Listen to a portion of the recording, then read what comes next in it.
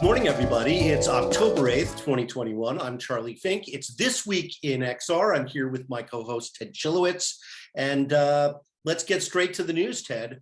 Morning, Charlie. Kind of a light week. Facebook. Oh, my God. Yeah. The good, bad, the ugly, and all things related to XR sort of married in the middle of all that. Right? What a freaking mess. And I just don't know if they didn't do anything wrong this week. It's so funny. The title of my column was Dr. Jekyll and Mr. Facebook. Yeah, of course, I read it just now. When they're focused on VR, it's like a completely different company. But you can certainly see why there's such a low trust level among the denizens of the VR community, because of Facebook's really blatant actions. Kara Swisher called them brazen in the New York Times. They don't seem to think anyone is ever, they're ever going to be held accountable. And honestly, I don't know how they can be. There's a need for regulation here. Companies cannot be trusted to act against their self-interest. So I don't know what the solution is. Again, Zuckerberg is clearly a genius and a visionary, but this one may be too personal for him. and when things get personal with him, it's very awkward because I don't think he's ever really lived in the real world, and his empathy level is low. So I think great men have flaws because people. They're just on display all the time. Right. So I feel bad because, regular people work at this company, people like you and me, yet they do the wrong thing over and over again. So you start to think, this is structural. This is not the people. You can replace the people, but the structure and the incentives are going to bring about the same result. Yeah, it's interesting, all these pieces and parts. And you touched upon something saying that, Mark Zuckerberg and maybe others at Facebook don't live in the real world. And I put my philosophical hat on and ask, well, is this the world now? Like if you look historically at how humans evolved through society and communication tools, we can probably have a really interesting discussion about religion, right? Mm-hmm. And very often these days, Apple is referred to as a religion. Google is referred to as a religion. Facebook is referred to as a religion. They're all parts communication structure that gain power, and power tends to corrupt, right? And create issues. And then when you layer in on top of it a public company with quote unquote a fiduciary responsibility to its stockholders to generate the maximum amount of profit, you get into this ethical quandary and ethical concern that all companies, I think, face in various ways. And maybe it's a little sidebar, but kind of interesting that I'm listening to it now, rereading on audiobook, a book from Simon Sinek, who did the ultimate question on the why. And if you haven't watched his TED Talk about why you are doing what you're doing is more important than the what that you're doing. He wrote a number of books about it. And the one I'm reading now is called something about the why. I'll have to look it up. I can't remember the name of it. Ironically, I think if we had Mark on the show, which is obviously something that will never happen, he would not say it's only about the money. Yeah, well, and the book, by the way, is called Start With Why. And I think companies of all sizes, including the company I work for, are constantly forgetting that they need to reassess their why. Why are you doing this? Right. And we often sometimes forget in all of the melange of all this negativity, there's still a lot of positivity around how people use these social media platforms. Yes, I've largely left them aside for the last couple of years, as you've noticed, because I just find less value and use for it. And I have other forums and use cases. And I think this goes directly to how did we feel about the shutdown? Which is, in other words, if are they essential to our lives or are they not essential to our lives? Because on one hand, for example, I'm having an Instagram exchange with a guy I went to high school with that I last saw at a college reunion 10 years ago, and now he happens to be in LA. So I'm going to see him. Now that would never have happened without these platforms. Mm-hmm. And that's a wonderful, it would have just happened serendipitous thing. Yeah. You know, and I went on there. I don't go on Instagram and Facebook that much. I'm focused mostly on LinkedIn and a carefully curated Twitter feed. But, you know, I usually go on there to do one thing, retrieve a picture I took, you know, on the Oculus, because that's the only way to do it. Right. You know, and then I have messages and I see people so serendipitously. So it's not, you know, when that's what it was great. Mm-hmm. But and I think they're trying to get back to that, or find that happy place again, right? Yeah, because I don't think letting people connect with each other is harmful. Right. And I think when you start to look at the VR aspirations and the metaverse aspirations, largely, it is a chance to reset the deck a little bit and start again with a new vein of communication and a new use case. So I hope so. I think the drumbeat for and against anonymity, I think is the start of not a good thing, because people are clearly not learning and not reflecting on what went wrong with the internet. You know, one of the things that went wrong with the internet was anonymity enabling threatening and criminal behavior. Correct. And so, I mean, I like anonymity as much as the next guy, but when it's harming society and enabling criminals to abuse children, you start to say, well, maybe that freedom you shouldn't have. Yeah, this is the continual debate and discussion around freedom of expression, freedom of speech, and privacy, right? These are not simple issues. They're complex, layered issues. China manages to do this, and the Chinese don't view it. Most Chinese people don't view it as a bad thing. They view it as overall an asset. They understand they're giving away a little privacy and that the government can use the information pretty much for any purpose. But if you're not doing anything wrong, you don't care. Yeah, but it's philosophically much more difficult for a country like ours that has much more of an understanding. And I have no doubt that and there'll be unlimited anonymity. I'm just saying, here's an immediate example of us not learning from the past. Yeah, it's a really good, you know, structured debates. I mean, in the higher learning, mid-learning, all kinds of learning, these are continually discussed, and, you know, you're never going to find one answer, because ultimately there are multiple approaches and multiple answers to. Yes, the world is made of gray, and isn't that the problem? Because anybody can then be an expert interpreter of grayness. Right. So listen, there's one other news story I want to get to. You have to leave early. You have a hard stop. I interviewed Tim Ruse, our guest today, of Zero Latency VR, the giant location-based free roam chain that has been growing more rapidly after being founded 5 years ago in Australia. He has a lot to say.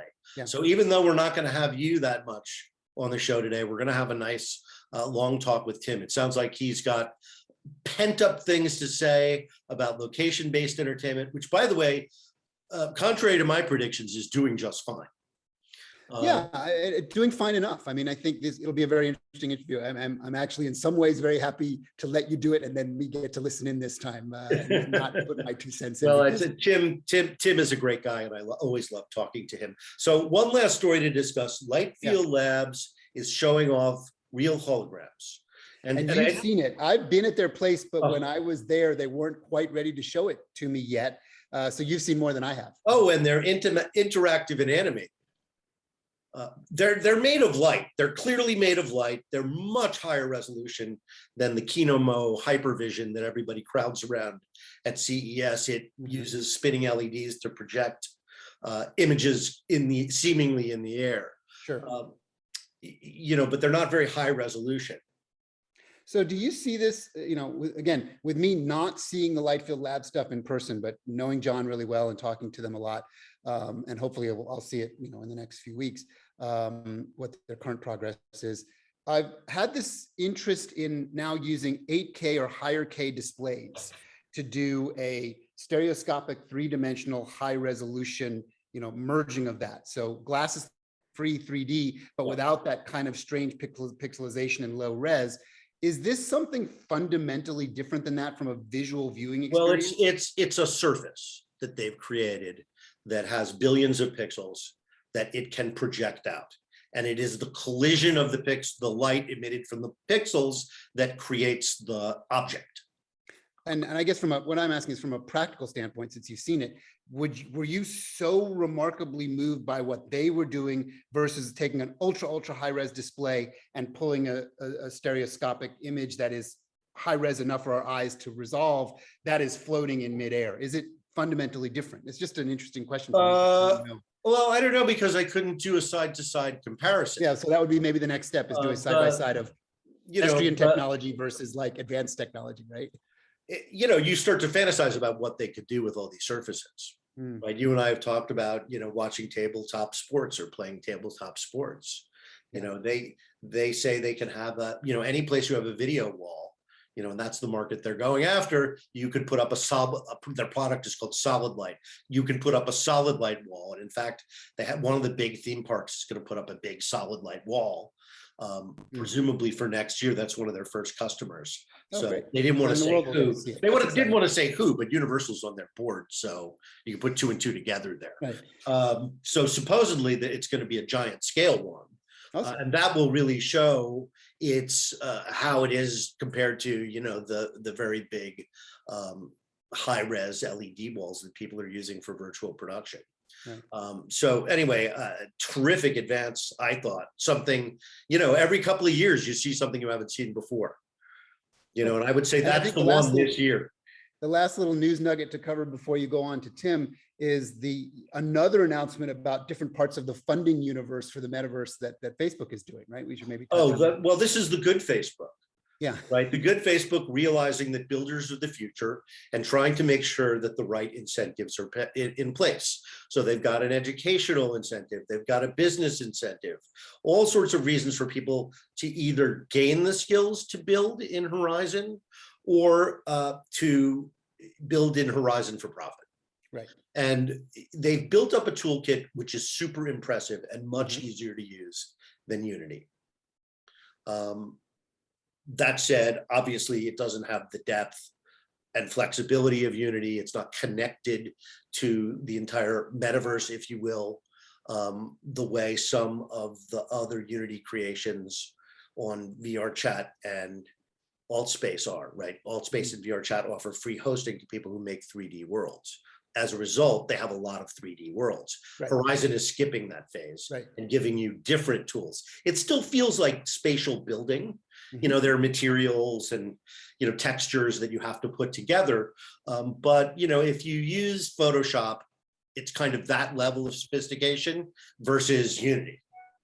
Which is a game engine. Unity and Unreal Engine are the 2 big game engines that people use. But for apps, specifically, Unity is the way that people go.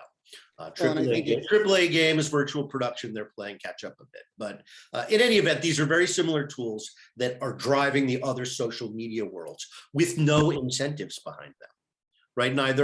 They're trading for hosting. That's it. That's the business deal. You put up content for us, we give you hosting. And I think what Facebook is saying, no, make a home here, become one of us, and we will pay you. I also think it's interesting as you bring up the point about the user tools and the build tools. They're learning a lot from the success of things like Roblox, these user-generated. Yes, it's a game engine, but it's a layer where you have a bunch of pre-built stuff and you can essentially build easily. I thought of Roblox when they made this announcement because, they're trying to get ahead of this thing.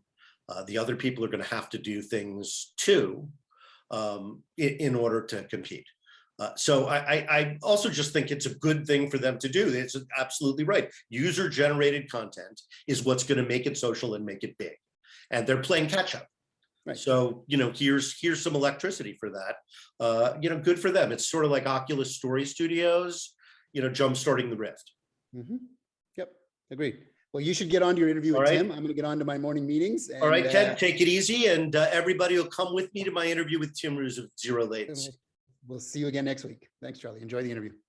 Allow me to introduce Tim Ruse. He's the CEO and co-founder of Zero Latency VR. Zero Latency is got location-based entertainment centers all over the world. In fact, you may be the largest, Tim, and it looks like the pandemic is not going to slow you down. No, definitely took the wind out of our sails for a bit of 2020, but things are definitely coming back online. And, as markets return and restrictions lift, and I think consumer confidence builds, people are still very keen to get out and now more than ever, I think, escape their reality for a little bit of time with their friends. No, I've been hearing from all the LBE people in Europe and Asia, that it's back. Yeah, no, absolutely. They're back, they're back to where they were, and they're pursuing those deals, and they're going to IAPA, and they're doing, all the things that you do. Yeah, absolutely. Our team was in IAPA Europe in Barcelona. They said probably attendance was down about 20%, but it was still brisk, still lots of people out there wanting to invest money and build out their attractions. Absolutely. I think that's what we're going to see. Well, also a lot of the conferences are now going to do live streaming. Yeah. And I think that's great. I mean, if we come out of the pandemic with conferences having, an accessible but low budget way to, use the content, because the content at a conference is always so of the moment. Yes, absolutely. I think as well as the two aspects of it. I mean, there's three in it. If the conference trade show, you've got the actual commercial activity, people getting hands-on with the product at the trade show, but the conference is partially networking, which I don't think translates to as well online. But even if you can just attend, you could increase your bandwidth sort of 3x by just being able to pick and choose, watch the ones you want, not have to travel. I think there's a huge efficiency there. But I think that's by and large what I hope happens out of this idea of, we'll all be sitting in our houses forever is not a fun way to exist. But I think this idea of being able to have the best bits of working from home, the best bits of video conferencing, and the best bits of in-person attendance is quite a powerful thing, because everyone's so used to it now. Everyone's so used to it. So let's talk specifically about your locations. How many venues do you have now? So we've got 52 currently operational, and then another 13 more that are in the pipeline with contracts signed, deposits paid, ready to be rolled out. So yeah, it's really, really ramping up. And they're mainly in North America and Western Europe. That's our two big growth markets. How many do we have here in North America, and where are they located? There's about 9 at the moment. So they're I have to open up my map. They're mainly there's a bunch in Texas, Arizona, one in Oregon. So east and west coast mainly. Sorry, Texas and sort of on the west coast mainly, and then a few opening up on the east coast as well. So that's amazing. Congratulations. How many of them are company owned versus franchises? So North America is all licensed sites. So a combination of some are standalones, some like the one in Reno as an example is actually inside a wider sort of entertainment and casino complex. Some are adjacent, I call them, where they've got like a go-kart track and zero latency. So which is really good. And then there's standalone ones as well. So it's really good to get them out there and sort of see, what works, what we can tweak, like how it kind of impacts the way we deliver the content. Well, it's great to go someplace that already has customers waiting for content. Yeah, absolutely. As long as it's a similar demographic and price point, I think that's really critical, that you're putting it somewhere where I think that's quite an important piece. I wanted to ask you about, you're still using backpack PCs? Yeah, absolutely. Still using backpacks and it's an HP stack. So are you using the Reverb headset?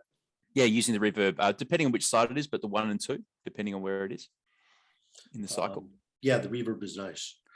Yeah. So do you envision at some point going to, more of a 5G environment where you can get rid of the backpack PC and do the computing from the headset? We actually did a test with a telecom provider where we set up a content server on the edge and ran content just over 5G with the backpack, which was pretty cool. So I had a Wi-Fi base station essentially connected through 5G to a content server in Sydney. We were playing in Melbourne. It was pretty impressive. I think you've got to have you're completely at the mercy of your internet connection at that point, which I think is something. But I think it's definitely a delivery mechanism that can be quite powerful as 5G rolls out.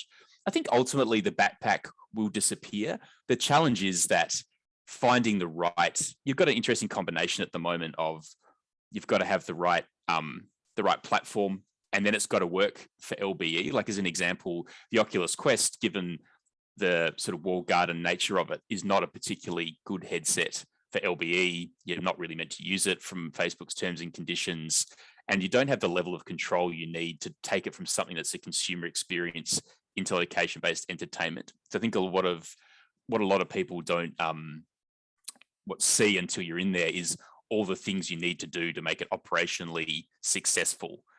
There's a lot there called like under the waterline to make it something that works well for an operator at scale. There's a lot that makes that work. I don't think the current all-in-ones are there. Plus, you've got the graphical. There's definitely a limit in not so much graphical power, to be honest, more that it's just not enough CPU cycles to generate the experiences people want, and especially as the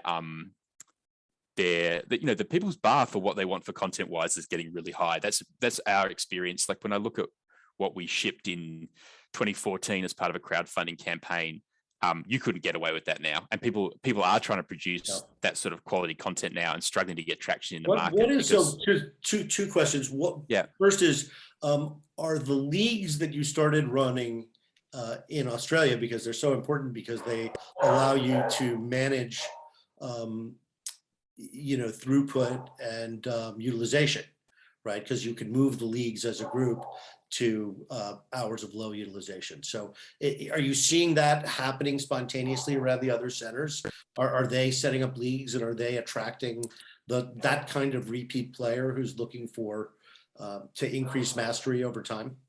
Look, that's a little the tricky bit with that is finding a commercial model that works really well for people to come to the centers. So the league thing, actually, that was very early on. That didn't really take off in Australia because we had to suspend it, but we're putting that back on the list now as things reopen in Oz. Interesting with the demographics, there is a cohort of people that come back 5 or more times in all the sites. So looking at how you attract those players that really, really want to come back. I think the delivery as we move forwards of the technology will be interesting. I don't quite know where it's going to go. Like we're looking, and obviously we bring every single bit of VR hardware or AR hardware we can get our hands on. We bring it into the lab, interrogate it, pressure test it, try to incorporate it into the system. But what always amazes me is how many fail at some at the first hurdle, but some in the last kind of 10% looks good. Either it's a build quality thing or it's an accessibility issue in terms of just being able to access the hardware at the level we need. And I think that piece really needs to, that's going to be interesting to see how that pans out over the next 12 to 18 months. What is your most popular experience today? Definitely, it's changing at the moment with Far Cry as that rolls out, and that's rapidly coming up to, it makes up about 30% of games played across the network. It's not available at every system. We've still got our Gen 1 sites. But still, like, people really do love the zombie experiences. They love that scare factor. But that also, we do have some sites that want to be running 15-minute experiences. But Far Cry is definitely coming up and getting really, really good reviews as well. Tell me about Far Cry. Yeah, so that's a great 30-minute experience. We worked with Ubisoft developing that, and it's what I love about that game is we made the decision based on based on market research and analysis of there's something what people really want to be experiencing. I think is going on a digital, like a long adventure, like feeling like they're challenged, going through multiple environments. So you start in a cage, you come into a larger open world, you kind of go back underground, you pop back up again. That reuse of space and that going through multiple environments just makes the experience so much more immersive. And it's almost half an hour long, but it just flies by. It really does. And just that high quality of graphic fidelity that we could get by working with that company and investing more in AAA assets. The gameplay is really refined. Like, it's quite a simple loop because we find you've only got people for such a short amount of time. You can't make it too complicated. So we've actually stripped it right back and put some clever things in there. Like every button reloads essentially. So that was one thing we learned. It's like, if you make the reload mechanic even like, it's one button, people get confused. So if you crank the pump, if you change guns, if you reload, you're in the game. And then the other thing that's really fun about that game is I think we've nailed the difficulty ramp. Like at the start, you go, I've got this, it's under control. And then all of a sudden you're just in these firefights where, you have to use cover, you have to work as a team. I think that's been done really, really well with that game. And that's because of Ubisoft. Look, a little bit of Ubisoft, absolutely. I think in terms of driving quality and performance in the game, but a lot of the stuff that works in our games is zero latency IP. And I think one thing that was really interesting about working with Ubisoft is, you're a small company, Ubisoft's massive, but for our niche of what we do, no one else understands. Like, I don't think no one quite understands free roam VR like us, but I even think VR generally, we have such incredible depth of knowledge in what works and what doesn't in the VR and XR world, and be able to So bring that to bear on that game. speaking of that, are you still doing defense work? No, not at the moment. I don't know what the public safety category. No, we really did, good for VR training. Yeah, absolutely. It's all quite bespoke, was my observation of working with those different companies and speaking to police forces and different defense units, because each unit, like even state to state in Australia, there's different training needs, same in America, which is where I think the scalability of those platforms is quite challenging. Because by the time the guys who are succeeding at that are super focused on it, and they're sort of part of that world. Yeah, absolutely. Well, actually, I'm going to Orlando to speak at a conference, and it's it's a simulation conference, but it's totally a military conference. I'd never heard about it, and it's all about VR, but it's defense stuff. Yeah, I think as well, I think in the next 5 to 10 years, it will become really a mainstay. Like, there's multiple jurisdictions, either law enforcement or defense military establishments, using VR for different things. There's already task trainers, which not VR in our understanding, but like I used one. We went to a demonstration day. It's a full internals of a attack vehicle, and everything is accurate, and you're essentially driving the tank virtually, which I can sort of see how powerful it is, because they're quite specific to use. The way that it's not complicated, but it's very specific knowledge. So I think that's already quite well accepted. The issue we found with working in VR is essentially the level of fidelity that they want, so you don't detrain, is ultimately the matrix. It's like, we need this level of fidelity and this much tracking of the body and hands and fingers, and all this stuff needs to be done. And there's the point that where they wanted it to be at, you're almost better to just do it in real life. But I think the technology will catch up with that. Like, I think there's definitely stuff that we've seen, under NDA, the stuff that we've seen publicly coming down the pipe, between hand tracking and adipose tracking, and just faster, lighter weight technology with longer battery life, that you don't need all the cables. I think in the next 5 to 10 years, there will be something that will crack that market in terms of enough fidelity to get what they want done without any detraining. So do you think an LBE like zero latency needs a cadence of new releases to keep your audience engaged and to give them a reason to come back? Or do you think it's actually not that important anymore? I think it's a really good question, Charlie. I think it's about really high quality content, and less about volume is our observation. We have a game that we built 5 years ago that is still really popular, because it's just a great game. And I think, the graphics look a bit creaky now, but people want to play it. We're still trying to crack exactly why they want to play it, whether it's just the promotion, where they hear about it, whether it's promoted at sites. But I don't think you need to be putting out a game every 3 to 6 months. And I don't think that's actually helpful. I think once you've got a bit of a back catalog like we do, and you've got your major categories covered, there's plenty of entertainment there for people to come back to. And then I think repeatability for everyone in sort of location-based entertainment is the thing to crack. That how do you bring people back, and not just the top 5 to 7% of enthusiasts? How do you make it relevant to, I think to everybody? What I've observed, I mean, the problem is, of course, you have actually a better situation to do that than most, because you have enough locations to cover the cost of new software. Whereas, a company like, say, Dreamscape, it's very hard to scale. But, you look at The Void is trying to come back in some form. Most of the things they didn't belong to them. The ones that did weren't their best stuff. Yeah. And I don't know, The Void, the Ghostbusters thing, they never topped it for me. I thought the Ghostbusters thing was great. And then everything else just, but they had, they felt like they had to have a lot of releases. Yeah. And they put a lot of money into it. They spent a lot of time working with studios trying to get IP. Yeah. And I think it hurt them ultimately. Yeah. I think it hurt them. I think it hurt their story. I think that, they got into a lot of expensive real estate, thinking that they would be able to draft off all the foot traffic in the expensive mall, which I don't know. I think it's working for Sandbox, but it wasn't working for them. So I don't know what they're going to do with most of their landlords. The Void's landlords sold off everything in their store for debt collection. So I don't know what the IP is that they bought for $2 million, but it's hard to see the Void coming back. No, I don't even know if there's room for them now.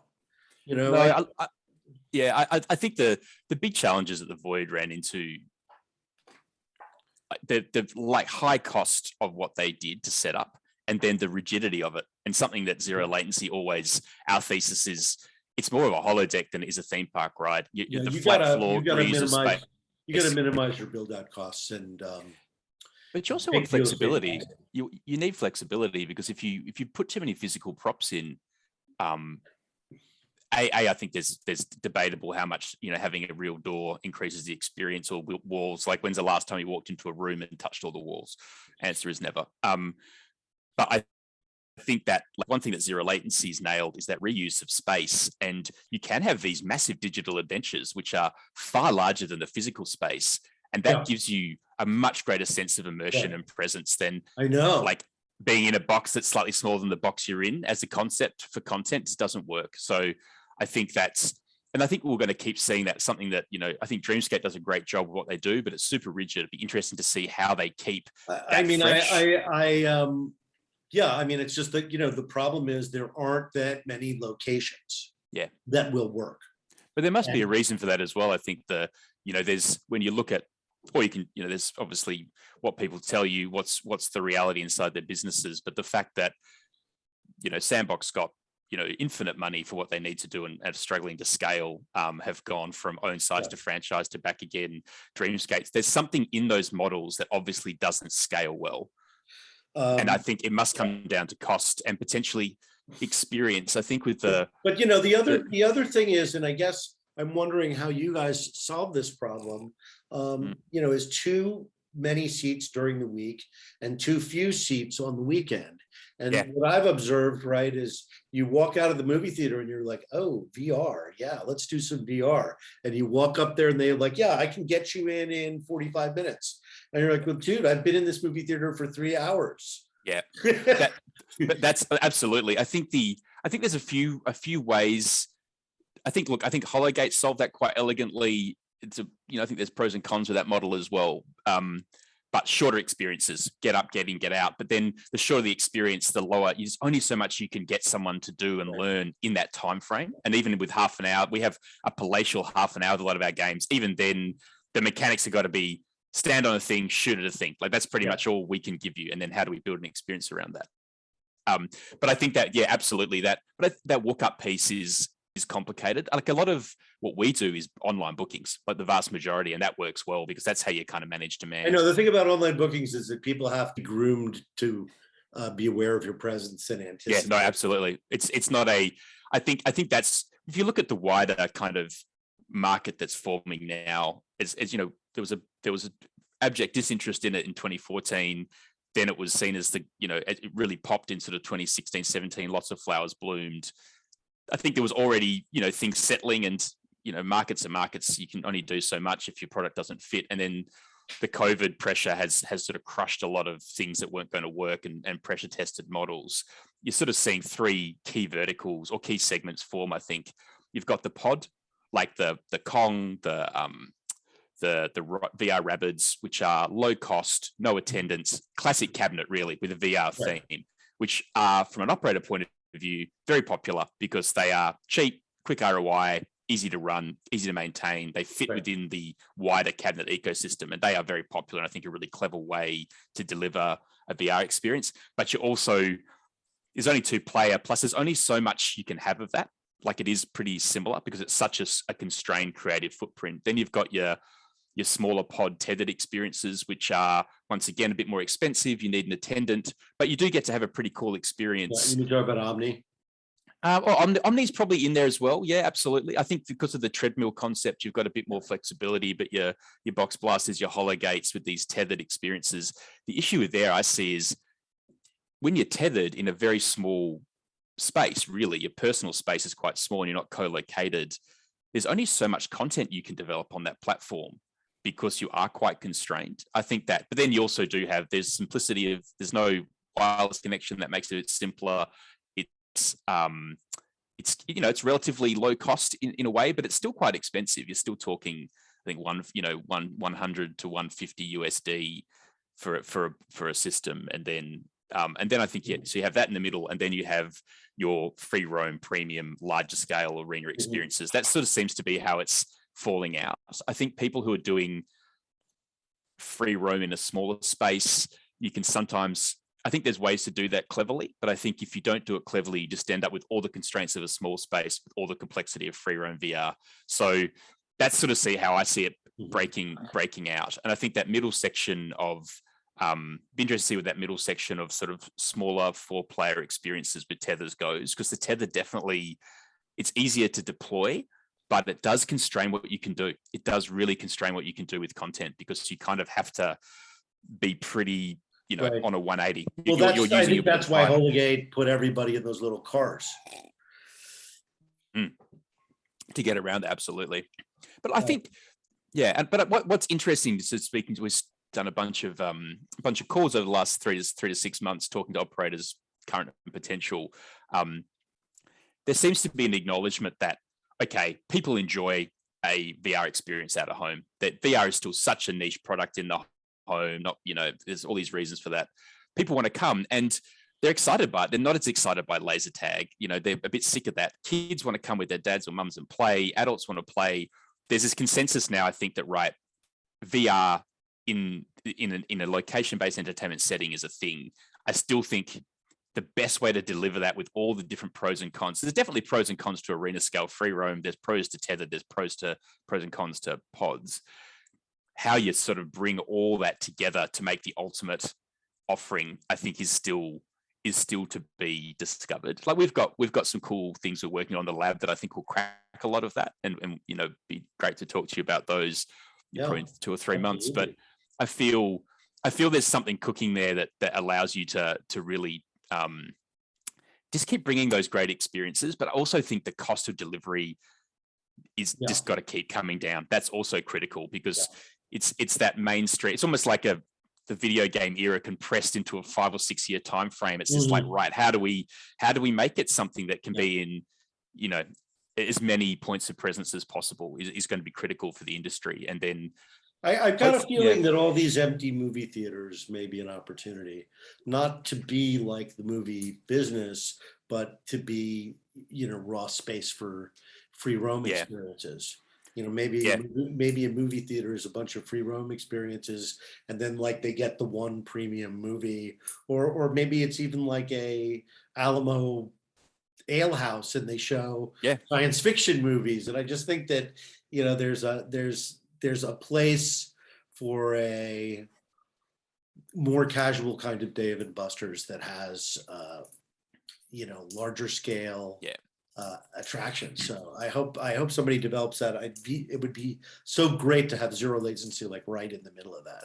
Yeah, well, that's where we're going to be. It's already where we're heading, and I think as the technology becomes, there's different ways to present, increasingly more diverse ways to deliver a compelling, immersive VR experience. And I think that's, how that sort of manifests will be interesting. But one thing that really drives me forwards, and I think anyone in the industry, is it's still really compelling. If you put someone in a VR, if you put someone in a really great free roam VR experience, it's the only true VR. I mean, you're not teleporting, you're using your real hands, the other people appear to be really in the simulation. So there is nothing like it.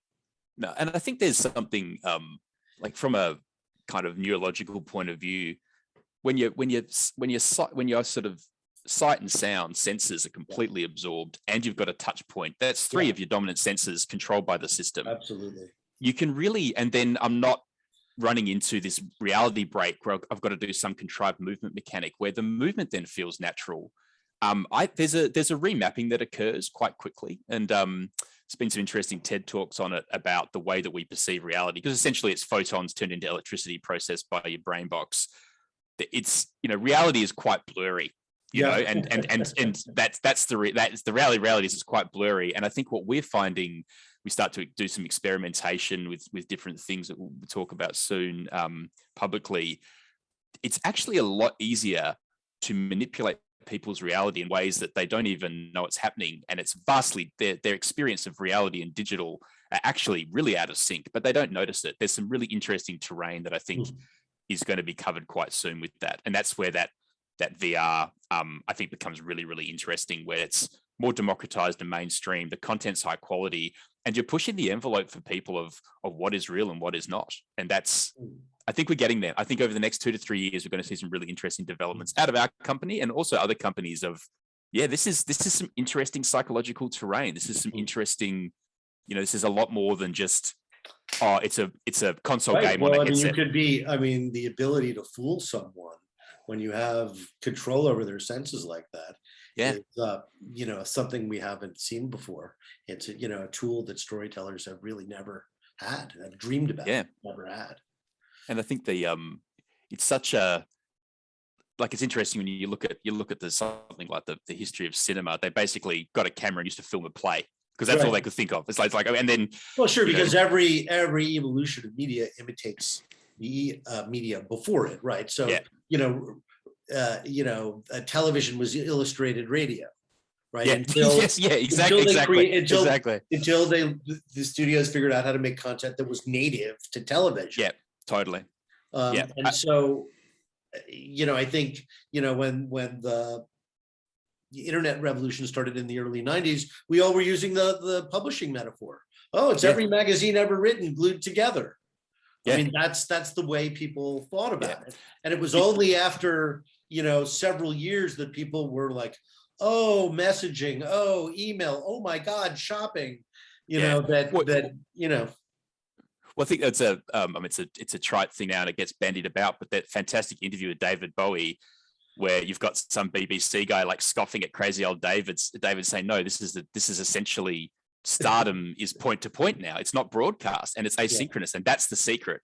And everyone is like, David suggested it's like, and he was on the money. He was 100%. But I think you do have that in all these industries as people see the. I was talking about that the other day to some people at work saying that it's like pinch zoom. There was a time where on your little device you had a plus and a minus, and he sat there. And now pinch zoom is so obvious, but there was a large swath of time where you didn't have pinch zoom.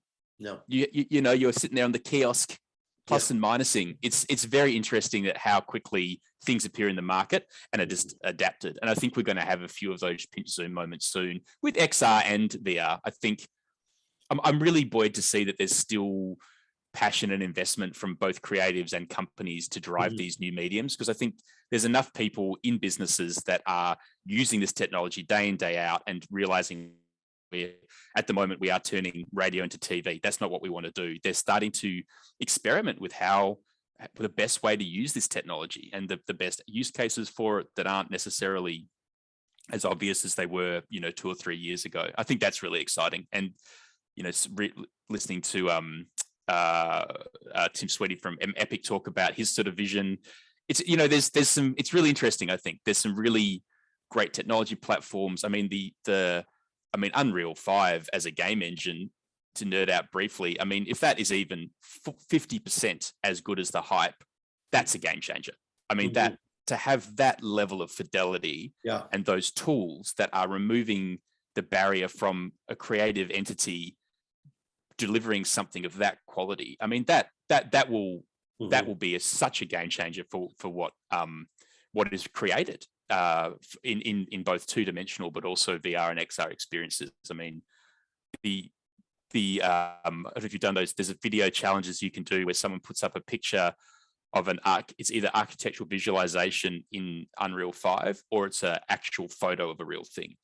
And I've done them with my family, and we can't tell. It's Wow. it's a crapshoot, and I think that's super interesting. There's That's another really, really digital interesting. twin of the world, or a whole other world. Yeah, exactly. So who is going to build that other world? I think the world builders are going to be the streaming celebrities of the future. Yeah, absolutely. Well, I've got it's interesting through this pandemic, watching the generation. I've got two kids, 10 and 12, but they watching their friends transfer into the metaverse, and it's like this is not just VideoCon, but whether it's Minecraft or Roblox, but they are collaborating and building and creating online. Like that is just completely they're native to that in a way that I think communicating with each other in real time on text. Yeah, or voice chat. And I think what's been interesting as well, I've observed some friendships that were a little bit in real life, and then online they're really good buddies, and then I've seen them reconnect in real life, and their relationship is much stronger. It's not a fact. It's not a.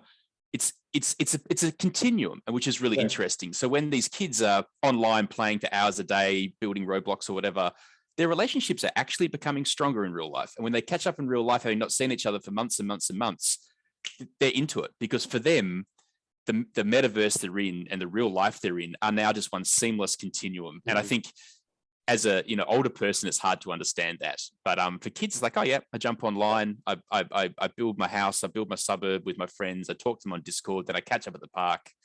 I think that's really interesting of how quickly people are adapting, and also doing interesting and creative stuff, building relationships, creating things online. I think this idea of it's digital, it's a waste of time, is now being challenged. And riffing on that as well, I think what's interesting is what's that generation going to create with the tools that they have in 10 years time? Like when they have just grown up in this, oh no, I understand, my spatial reasoning is incredible. I can construct a house out of blocks. I mean, I jumped on Minecraft, it's in the pandemic with my daughter, and it's like, oh, this is actually, I've got a lot more respect for people who can do this, because this is hard. This is a complicated problem, even in creative mode. So I think that's all the time we have, Tim. Man, we could talk for a long time. That went by fast. Well, thank you for your time, Charlie. And look, let's we've got a few more interesting things coming down the pipe over the next sort of 2 to 3 months. So let's talk again when we can discuss a little bit more. I love zero latency. I love writing about zero latency, and I wish we could jump into a simulation right now. Nice one, Charlie. I'll speak to you soon. You take care. Thanks, Tim. See you, mate. Bye. Have a great weekend, everyone.